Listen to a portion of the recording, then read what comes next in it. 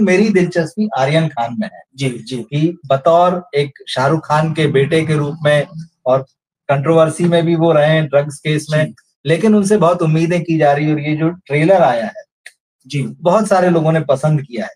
तो आर्यन खान के हम कैरियर पर बात करेंगे, हम अगले हफ्ते बात करेंगे कि बैड्स ऑफ बॉलीवुड जो है उसका क्या होगा, कितना पसंद किया जाएगा या नहीं, उसकी जो स्टार कास्ट है उस पर एक ओवरऑल आर्यन खान एक पर्सनैलिटी के रूप में, एक इतने बड़े उनके पिता जो हैं वो स्टार हैं, जी तो नेपो किड कह रहे हैं, लेकिन लोग ये कह रहे हैं कि भाई ये अलग तरह के हैं।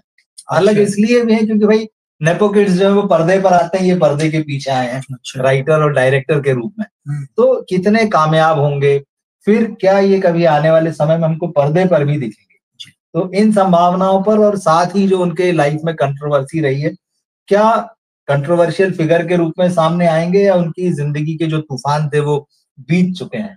तो हम बातचीत शुरू करते हैं, इसी बारे में हम आपसे जानना चाहेंगे सबसे पहले। रवि जी जी ये जो आपने कहा ना कि कुछ लोग तर्क देते हैं जी। कि ये नेपो किड नहीं है, हाँ। या वैसे वाले नेपो किड नहीं है, क्योंकि नेपो किड जो है वो कैमरे के आगे पर्दे के ऊपर आए, ये कैमरे के पीछे है, इसीलिए वो वाले नेपो किड। कि देखिए जब भी किसी भी व्यक्ति का आकलन हो ना, तो सिर्फ इसीलिए नहीं करना चाहिए कि उसका बाप बड़ा है इसलिए क्या पता ये बड़े बाप की बिगड़े औलाद होगा, या जैसे बड़े बाप की बहुत अच्छी औलाद होगा। ये पूर्वाग्रह नहीं होना चाहिए, उधर वाला भी नहीं और इधर वाला भी नहीं। ये वस्तुनिष्ठ आकलन ऑब्जेक्टिव होना चाहिए। ये इसलिए क्योंकि आर्यन खान को लेकर दोनों विचारधाराएं हैं। ये भी है कि बड़े बाप का बेटा है, बिगड़े औलाद है, और ये भी कि बड़े बाप का बेटा है, बड़ा शानदार है। अरे भाई किसी आदमी पर उसके माँ बाप का बोझ क्यों डाला जाए व्यक्तित्व का? उसका तटस्थ आकलन क्या ना, ऑब्जेक्टिव ये बहुत अच्छी है। तो इसीलिए मैंने ये सारी भूमिका इसलिए बात दी है क्योंकि आर्यन खान को लेकर जो चर्चाएं प्रचलित है ना, तो लोग हर ज्योतिषी से उम्मीद ये करते हैं कि वो उनके खेमे वाली बात बोले, यानी जो उन्हें पसंद है वो बोले। अब मैं वो तो नहीं कर सकता, तो मैं यह तटस्थ वाली बात जो है ना, निरपेक्ष वाली बात यानी ऑब्जेक्टिव वाली बात करने जा रहा हूं।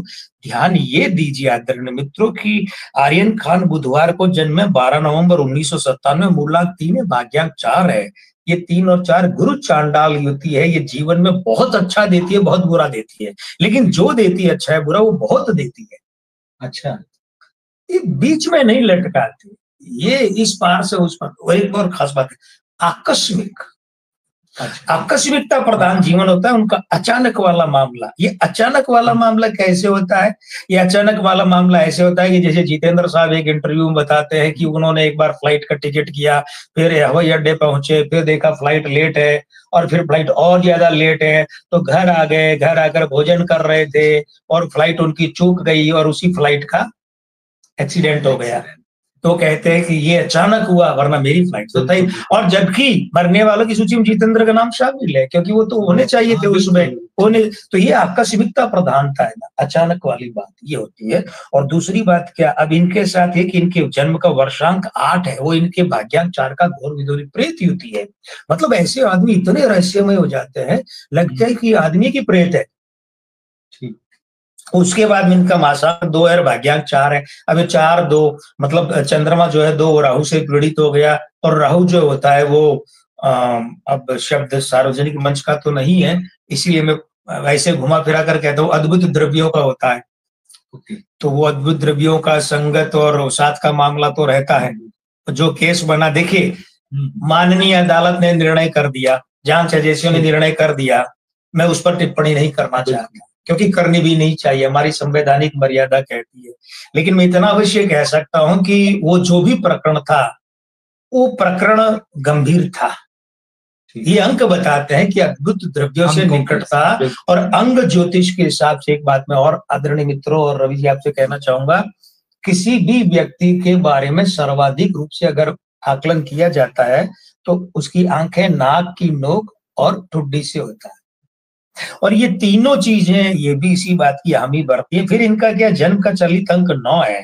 अब वो इनके मूलांक 3 का तो बहुत अच्छा मित्र है, तो इनके दिमाग में ये तो आता होगा कि फिल्म प्रोड्यूस भी करूं, फिल्म लिख भी लूं, फिल्म डायरेक्ट भी। डायरेक्टर का अंक वो भाग्यांक 4 है। अच्छा, हाँ वो 4 है, वो 3 के साथ बैठा है, तो वो अंदर एक आम आदमी की भाषा के मुहावरे में तो कीड़ा तो करता है कि भैया मैं डायरेक्ट करूं, मैं लिखूं, बल्कि किसी समय किसी स्तर पर जाकर फिल्म प्रोड्यूस भी कर लूं। लेकिन हो क्या रहा है, हो ये रहा है कि इनके दिन का जो जन्म का दिन है बुधवार, उसका अंक 5, वो इनके चलित अंक 9 के साथ में विरोधी युति में बैठा है, जबरदस्त। उसके बाद में इनका वर्षांक 8 है, वो इनके भाग्यांक 4 के साथ प्रेत युति में बैठा है। तो ये जो जितने अंक अच्छे हैं वो उनको बतौर निर्देशक ले तो है फील्ड में, मौका तो दिलवा दिया।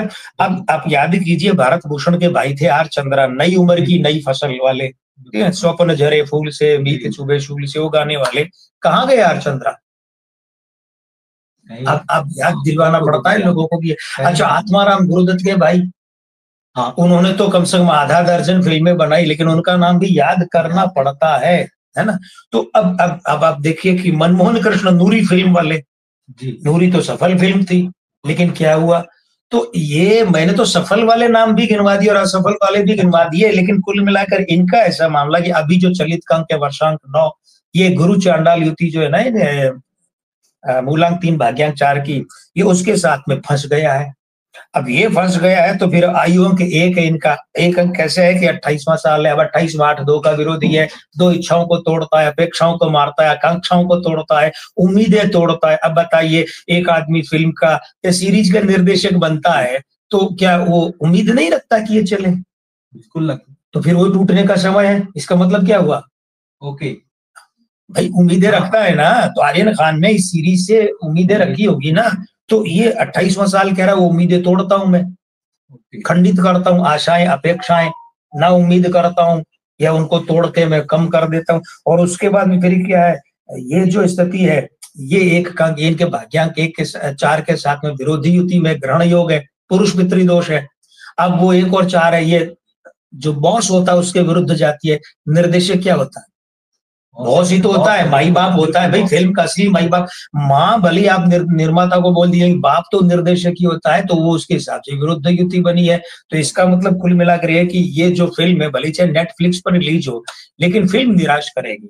अब देखिए एक बात और है, मैं प्रचार तंत्र की बात नहीं कर रहा, क्योंकि इस मामले में अब सांसारिक टिप्पणी है कि जिसके पिता के पास अकूत दौलत है और पीआर एजेंसियों का जमाना है, तो भाई देखिए वो बात तो अलग है कि प्रचार तंत्र किसे साबित कर दे या व्यक्तिगत प्रशंसा। जैसे अमिताभ बच्चन साहब की हालत यह है कि वे इतने विनम्र आदमी है, इतने विनम्र है कि किसी अरे गहरे नथुर के वो महानतम निर्देशक बता देते हैं, कलाकार बता देते हैं, वो उनका बड़प्पन विनम्रता है।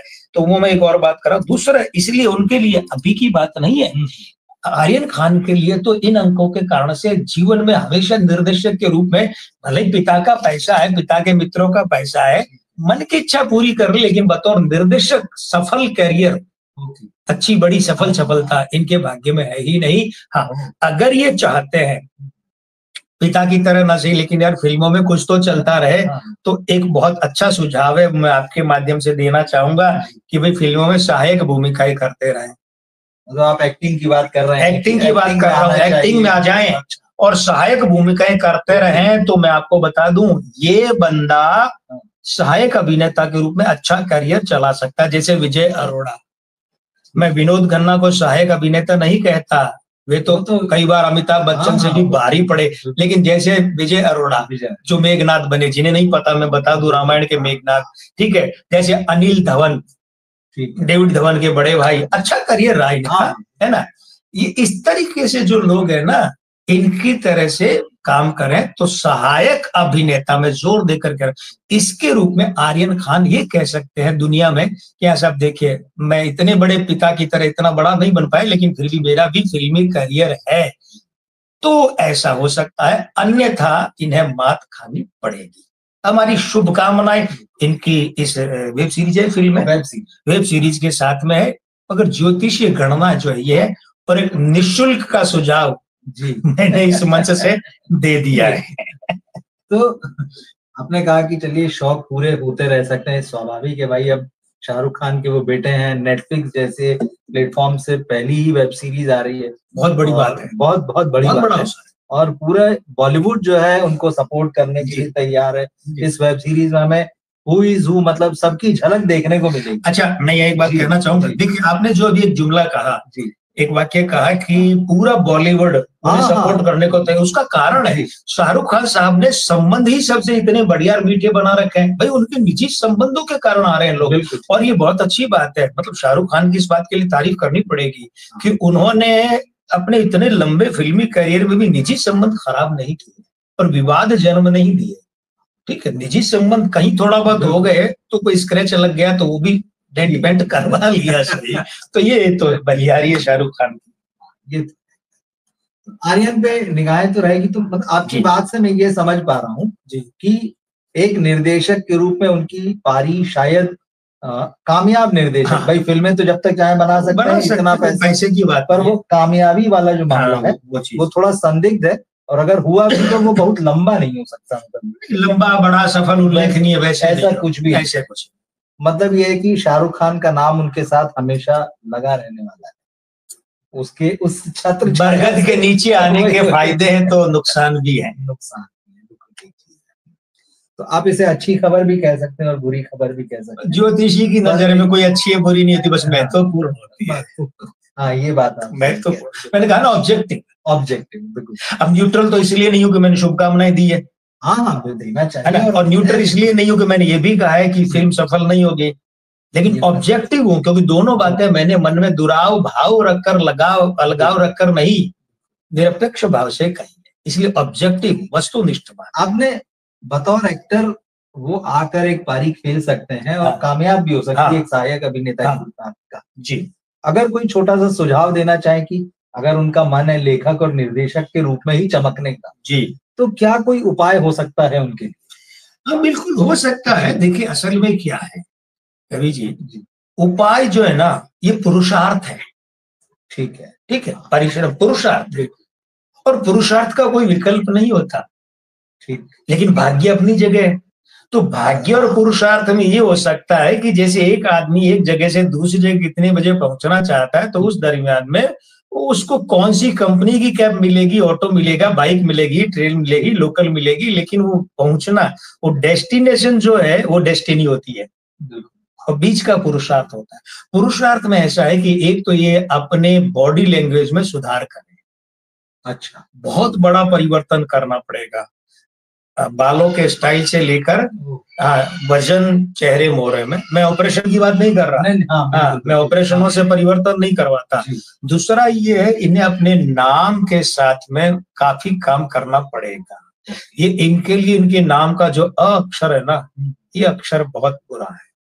बाकी ये नाम बदलना पड़ेगा इसे। नाम में संशोधन इतना करना पड़ेगा कि पहले अक्षर आ को ही बदलना पड़ेगा, बाकी की तो बात अलग है। उसके बाद में आप देखिए ना, इनके पिता के नामांक जो है इतने पक्ष के हैं उनके, कि उनके व्यक्तित्व में, उनके अभिनय में कोई बहुत बड़ी वैविध्य वाली बात नहीं है, संजीव कुमार टाइप, अमिताभ बच्चन टाइप, लेकिन सफलताएं तो विराट मिली है शाहरुख खान को, विराट सफल, तो बहुत बड़ा नाम। कैसे? नामांक अनुकूल है और चीजें, बॉडी लैंग्वेज अनुकूल है। तो ये थोड़े से तो करने पड़ेंगे, क्योंकि पुरुषार्थ करने से आप देखिए ना एक बात की, अर्जुन कपूर कैसे मोटे थे, सोनाक्षी सिन्हा कैसी थी, और जब ये सही शेप में आए अंग ज्योतिष के हिसाब से, नाम कमाया, पैसा कमाया, नाम कमाया। ये सुझाव देना चाहूँ। बाकी समझदार को इशारा काफी है, मुझे ऐसा लगता है। हाँ, समझदार को इशारा काफी है और बेवकूफों से माफी।